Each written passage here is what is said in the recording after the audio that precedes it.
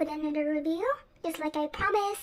This was very late because as far as I know, the other day I posted another video, so please check that one out as well. So this video we will be talking about Purple Kiss and their new comeback, Nerdy. I reviewed Purple Kiss back then. It had mixed reviews. But don't worry, we shall take those reviews and review this song as well. So let's get on with it.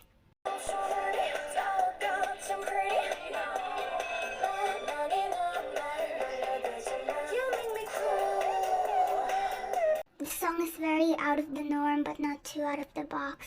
Instead of Purple Kiss giving us a high school setting, they gave us a Broadway studio as it's clearly haunted. It sounds very airy, somber, and precise.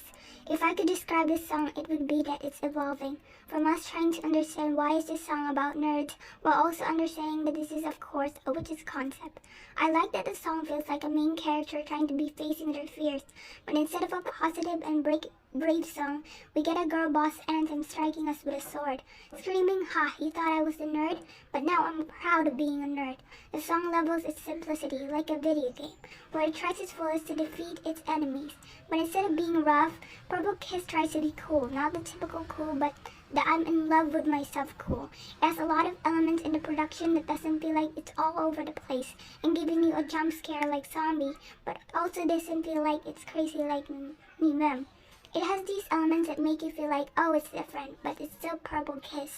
The music video is very cheeky and very creative. There are a lot of colors such as green and orange that are colors trying to pop out, symbolizing the amount of being unique, while somber colors such as dark, black, red, and blue allow the reader to feel spooky but relaxed. Attention grabbing the viewer but making it feel like it's not a roller coaster of emotions, but a boat traveling to an island is always what I love in terms of music videos. The lyrics talk about the problems about the society. Stereotyping people is not good as it can lead to many differences that can create barriers of miscommunications. An example here is that people are being stereotyped as being nerdy. Just because you have glasses, you're a nerd. Just because you have baggy clothes and long bad hair, you're a freak. But Purple Kiss talks about not just to say things to stop these things, but also try to make it like it's between. I'm sometimes switching to both E and I. I'm a nerd but a stubborn freak. It has a lot of elements joining together to make the viewer not only feel relieved about their own personal insecurities, but also love what they are in different aspects in general. The outfits are filled with emotions and charms. It has a lot of, again, just as I said, a lot of standout clothes such as baggy clothes and jeans and oversized t-shirts, something I commonly dislike in terms of outfits, but since they will be comfortable when performing that in stages, I guess it's okay for me. I also really love the pink outfits. The white imprints really make it look unique. And of course the black, angst 90s inspired outfits they use as ghosts are so creative and detailed. I need them.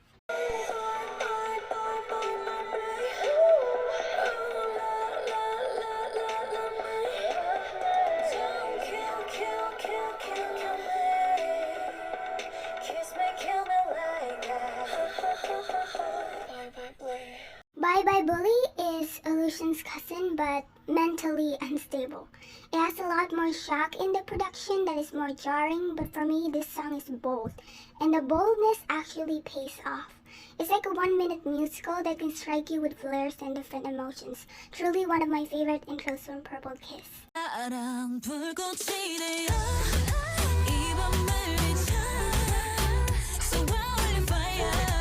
The elements of this song are either unforgettable or very catchy for you. For me, instead of giving us a scorching, electrifying flames of emotions, they gave us a dry campfire song, which is not something I would drink in the afternoon as tea.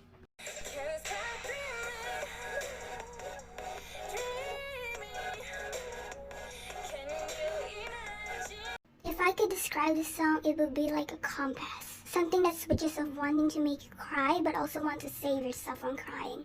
It has a lot of elements that can belong into a Western rookie female singer singing their hearts out. It's giving me Olivia Rodrigo, had a tea with Melanie Martinez, and wrote a letter to Billie Eilish, and Camilo Cabello performed it.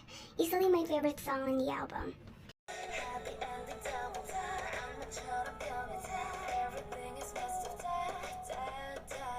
This is a strong contender for being one of the strongest B-sides in 2020. It reminds me of songs that can come off from a Monster High movie. The gritty guitar, playful melody, jazzy vocals make you believe, oh, I'm not falling in love anymore, but instead of crying, I'm going to celebrate until you lose your mind and start crying all over again.